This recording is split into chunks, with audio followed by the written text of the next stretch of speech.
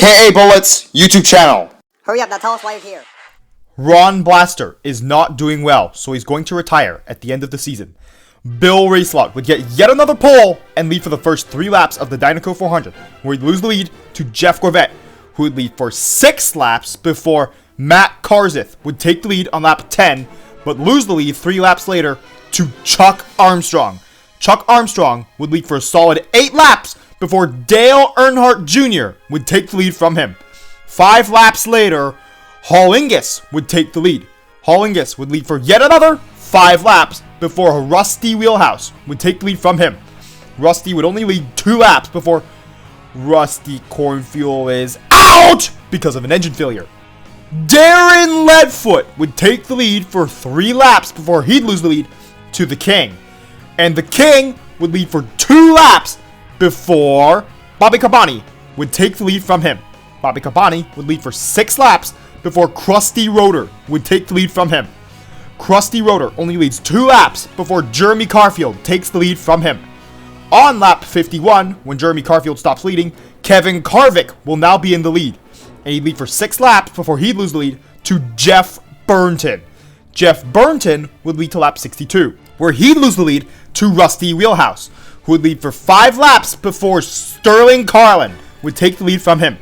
On lap 73, he'd lose the lead to Chuck Armstrong, and Chuck Armstrong would lead for 3 laps before Eugene Komareski is 15th as of lap 76, where Kajimo Mikno and Johnny Blamer are out, but Murray Clutchburn would take the lead until lap 83, where Ken Schrader is out because of Eugene Komareski.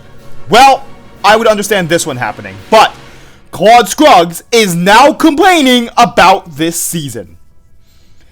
Dale Earnhardt Jr. would take the lead until lap 97, where he'd lose the lead to Jeff Gorvette, and Jeff Gorvette would lead for 8 laps before the King would take the lead from him.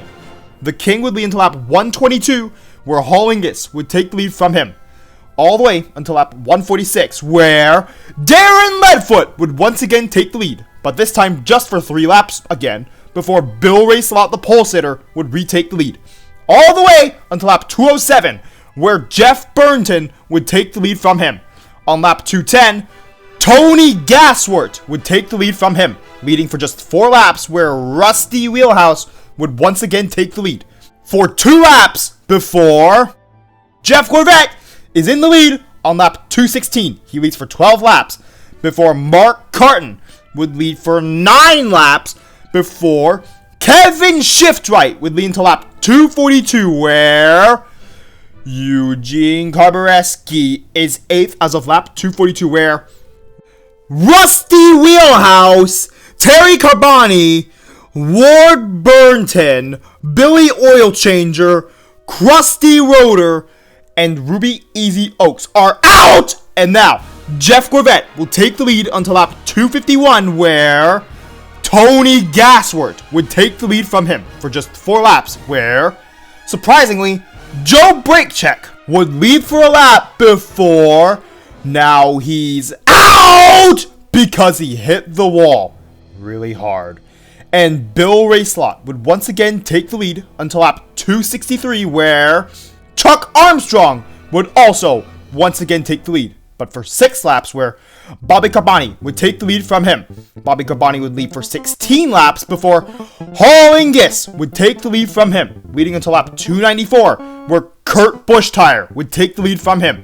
Kurt Buschtire would only lead 3 laps before the King would once again take the lead for 9 laps before Dale Earnhardt Jr. would lead until lap 312 for a total of 6 laps before the King retakes the lead until lap 335, where Sterling Carlin would take the lead for 3 laps, but then the King retakes the lead once more until lap 343, where Chuck Armstrong would lead for just 2 laps, but then Jeff Gorvette would come back into the lead and lead to lap 356, where Dale Earnhardt Jr. would retake the lead, but on lap 362, Jeff Gorvette would retake the lead once more for 13 laps before he loses the lead to Elliot Draftler. who leads 11 laps before the King retakes the lead once more until lap 393, where Jeff Gorvette would once again take the lead for 4 laps before Darren Leadfoot retakes the lead for 1 lap before the King passes him. He leads on the last lap to win the 2001 Dynaco 400, and most importantly, the 2001 Piston Cup. The King wins his 7th Piston Cup, the first car to win 7 Piston Cups. If only Jeff Gorvette kept his lead, he could have won the race. But Jeff Gorvette will have to wait another season to win another Piston Cup.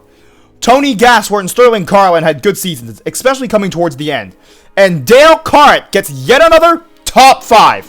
His 5th season in a row of getting a top 5. Bobby Carboni is 6th, but in 8th, there is Dale Earnhardt Jr., who won 3 races. Important races, but he still won 3 times. Chuck Armstrong also had a solid season, despite only having 1 win. Kevin Harvick, the rookie, that was set up to replace Dale Earnhardt, gets 10th position, despite the fact he only ran 35 races. Jeff Burton's out of the top 10. And Ward Burton is back below the top 20. Jeremy Carfield also didn't do very well late in the season, so he's in 22nd. Elliot Draftler did have a good season, but Terry Carboni had a bad season. Krusty Rotor also had a way better season, beating Jerry Nadrive and Kurt Buschtire. Yep, Kurt Buschtire still finishing below the top 25. But Bill Racelot had a good season because he won once more. And Michael Cartrip winning his very first race. Both of them now are in the top 20 again. Well, Michael Cartrip, this is his first ever top 20 finish. And also, Kevin Shiftright's back into the top 20. And Eugene Komareski's in 34th because he was out for 10 races. Remember? Oh yeah, you're probably wondering, where's Ken Schrader? Well, he's 20th. Slide Park and Todd Marcus are also down in positions due to Slide Park's injury and Todd Marcus's suspensions, and also being crashed out. But, since a lot of cars were very inconsistent, Johnny Blamer gets a top 40 finish!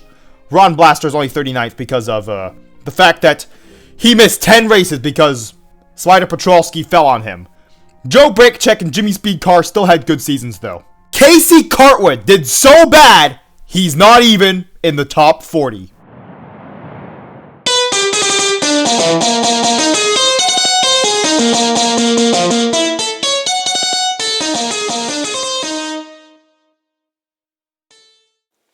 Remember to press the notifications button, which goes ring, ring, ring after you press it. And lightning strikes back, and that's as if you subscribed, of course. And thank you for watching this entire video. We have reached the end of the 2001 Piston Cup season. Sure, it began very sad because Dale Earnhardt died, but the King won his 7th Piston Cup! And now, in a post-Dale Earnhardt racing world, how will the 2002 Piston Cup look?